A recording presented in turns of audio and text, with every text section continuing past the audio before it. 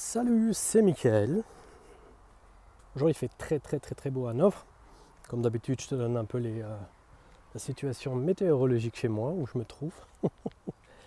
Je vois que j'ai les cheveux qui partent j'ai les cheveux en pétard. Aujourd'hui, comme je te dis, il fait très beau à Hanovre. On a plus pratiquement 30 degrés, quoi, donc on ne peut pas se plaindre, malgré le fait qu'on soit dans le nord de l'Allemagne.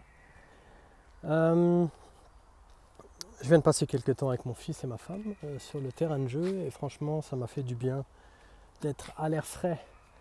Dans cette vidéo j'aimerais donc aborder un thème important que j'aborde régulièrement ou que je nomme régulièrement, que je cite régulièrement concernant en fait le chemin de ta réussite ultime. Cette thématique, ce thème, ce que je vais aborder en fait, c'est le fait de devoir relever en fait des défis ou alors surmonter des obstacles.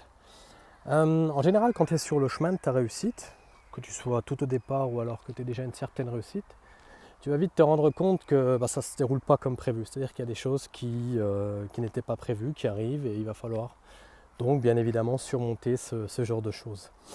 Pour te donner un exemple bien concret, ça pourrait être par exemple que l'argent que tu as mis de côté pour démarrer ne suffit pas. Ou alors que tu as un client avec qui tu devais bosser qui au dernier moment se désiste. Et du coup tu te retrouves donc sans contrat, sans projet. Tu as pris un grand projet mais un de tes employés ou un de tes freelancers se désiste au dernier moment, donc tu es tout seul ou alors tu n'as pas suffisamment de ressources pour donc exécuter ce que tu as à faire dans ce projet-là, etc. Comme tu vois, il y a énormément de choses qui puissent t'arriver sur le chemin de ta réussite. Et comme je te disais, vu que les choses ne se passent pas comme prévu, il est bien clair qu'il est nécessaire donc de pouvoir réagir en conséquence. Alors comment réagir en conséquence? C'est assez simple. C'est-à-dire pour surmonter ce genre d'obstacles, surmonter ce genre de défi, il faut savoir déjà premièrement ce qu'on veut réellement. Plus ton projet est clair, plus tu as une bonne visibilité par rapport à ce que tu vas atteindre, plus il sera simple pour toi donc de trouver des solutions à tes défis, à tes problèmes, à tes obstacles. Nomme ce genre de choses en fait comme tu veux, ça peut être des obstacles, ça peut être des défis, ça peut être des problèmes. Mais ce qui est sûr, c'est qu'il te faut des solutions. Je ne te conseillerais pas d'en avoir qu'une solution parce que normalement dans un processus de création de solutions, tu as bien évidemment toute la partie théorie, hein, donc en fait tu mets en place la solution et au bout d'un moment tu la conceptionnes en fait cette solution. Tu fais une analyse de risque, qu'est-ce qui pourrait se passer, ensuite tu définis en fait la solution, donc ce qu'il y a à faire dans quelle étape et dans quel ordre en fait si tu veux quoi. Et si tu n'as qu'une solution, eh bien tu commences à mettre en route, en mettre en place, en mettre en œuvre, comme on dit en français, en bon français. Et ensuite tu testes ta solution. Et si jamais ça ne fonctionne pas, eh bien tu recommences en fait dès le départ avec la partie théorie, la partie planning, la partie conception. Et moi je pense qu'il est beaucoup trop tard pour faire cela, donc dès le départ et au moins 2 à 3 solutions. Ces solutions, bien évidemment, doivent être les meilleures que tu puisses avoir. Il ne faut pas que ça te coûte trop de temps, il ne faut pas que ça te coûte trop d'argent, il ne faut pas que ça te coûte trop de ressources. Ça, c'est les 3 facteurs en général qu'on utilise quand on fait de la gestion de projet. Et en faisant de la gestion de projet, parce que ça, j'en fais plus d'une quinzaine d'années maintenant, il est clair que ce sont vraiment les 3 facteurs. J'appelle ça le triangle en fait de la gestion de projet, où tu as la gestion de tes ressources, la gestion du temps et la gestion de l'argent. Et quel que soit le type de projet, hein, le projet création d'entreprise, projet fusion, projet développement d'affaires, donc BD, ce que j'appelle tout le temps business development, en voulant acheter des parts ou en voulant acheter une société sœur ou une société étrangère d'autrui, donc faire un rachat en fait. Quel que soit le type de projet, même si c'est un projet interne, une installation, une numérisation de certains processus chez toi, un projet c'est un projet. Vois les choses, quelle que soit la taille de la tâche, du moment que tu as minimum 2 à 3 tâches, pour moi c'est un petit projet et il faut le gérer comme un projet, donc de la bonne manière. Ça c'est déjà une bonne base pour pouvoir donc surmonter un défi sur ton chemin. Ensuite, ce n'est pas des défis entrepreneuriaux, mais ce sont des défis donc, personnels, par exemple dans ta vie privée. Il faut gérer la chose exactement de la même manière, donc il faut voir ça comme un projet.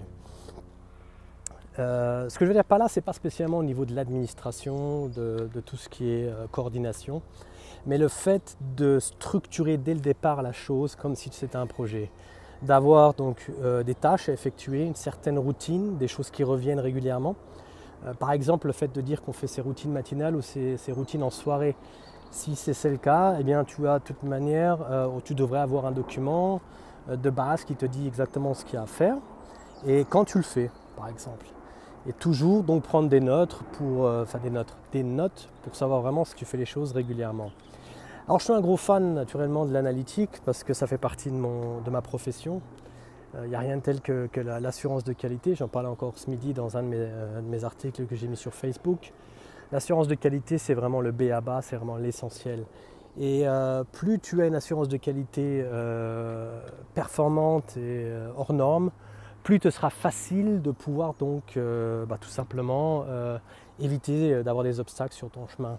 En général, si tu es bon dans ta société, tu auras très peu d'obstacles qui arriveront, mais en général, il y a toujours des obstacles donc, qui arrivent de l'extérieur. Donc il y a, comme tu vois, deux types de sources qui sont à l'origine de ce genre d'obstacles ou de défis.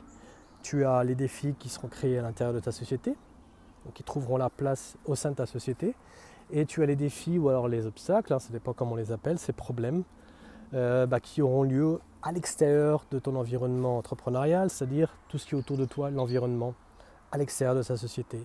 Ça peut être au niveau des clients, ça peut être au niveau de tes fournisseurs, ça peut être au niveau donc, de tes partenaires, ça peut être donc comme partenaire par exemple une banque qui te dit écoute, on avait dit qu'on augmenterait 1, 2, 3, j'ai du mal. On avait dit monsieur Duchemin qu'on augmenterait votre ligne de crédit, chose qu'on ne fera pas parce que. Et du coup, tu te rends compte que tu devais avancer financièrement certaines fournitures pour un de tes clients. Eh bien, ça va être difficile parce que ta ligne de crédit n'a pas été acceptée, donc l'augmentation de ta ligne de crédit, et tu vas devoir prendre trop dans ta trésorerie par exemple, et tu te rends compte que c'est un trop haut risque. Il faudrait que tu revoies avec le client pour lui demander une plus grosse avance par exemple sur le prix total du projet, donc organisé, ou enfin pas organisé mais fixé avec le client. Tu vois, c'est un très bon exemple, tu vois, on rentre vraiment dans le vif du détail, mais je veux que tu comprennes ce que je veux dire par là. Il est vraiment nécessaire de comprendre le type de défi. Bien évidemment, tu vois, il y a tellement de facettes. Chaque projet, chaque situation dans laquelle tu te trouves, que ce soit une situation qui est bonne, parce que tu as un projet par exemple, ça c'est toujours une bonne situation, ça veut dire que tu as quelque chose à faire avec ta société, donc tu as du business qui tourne. Ton business tourne, je vais dire par là, mais de l'autre côté, si tu as des défis ou alors des obstacles à surmonter, c'est exactement la même chose. Analyse les choses de différents types d'angles. C'est pas toujours facile parce que ton état d'esprit te pousse à réagir d'une manière en fait schématisée. Tu réagis souvent de la même manière. Ce sont des routines, des habitudes comme on dit. Et c'est pour ça que dans mes accompagnements, justement, en ayant un esprit neutre, n'ayant pas, c'est pas méchant quand je dis ça, mais la tête dans le guidon comme certains l'ont. Parce que quand tu fais ton business, et ça m'est arrivé aussi dans mes propres business, attention, ça arrive à tout le monde de toute manière. Quand tu fais la chose depuis plusieurs années, tu le fais automatiquement, instinctivement. Donc si tu fais les choses instinctivement, tu ne réfléchis pas spécialement et puis tu as très peu d'amélioration de processus, d'optimisation du déroulement, etc., etc. Et tu fais les choses sans trop y réfléchir. C'est bien, parce qu'au moins ça ne te prend pas trop la tête.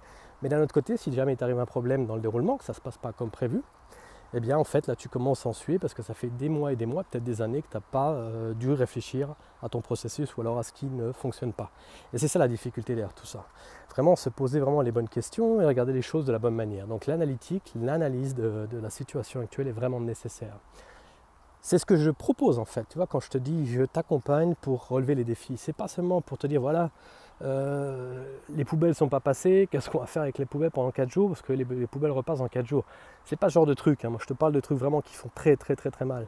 J'aborde vraiment des problèmes de très grandes multinationales, donc j'ai fait aussi, comme je t'ai déjà dit, ça fait plus d'une dizaine d'années, que j'aide donc en fait les grandes entreprises multinationales du DAX entre autres, et des petites et moyennes sociétés également. Et tu vas peut-être te dire, mais est-ce que j'ai la taille vraiment pour pouvoir travailler avec Michael? Oui, je ne vous regarde pas à la taille, je regarde en fait à l'état d'esprit donc des dirigeants ou du dirigeant, dirigeante également, vous mesdames, Là, il n'y a vraiment pas de choix quant à mon client cible, c'est aussi bien des femmes que des hommes. Hein. Et de l'autre côté, donc en fait, tout type de problème. Mais bien évidemment, je parle de problèmes en gestion d'entreprise, aussi bien au niveau de la stratégie que de la mise en opération de la stratégie.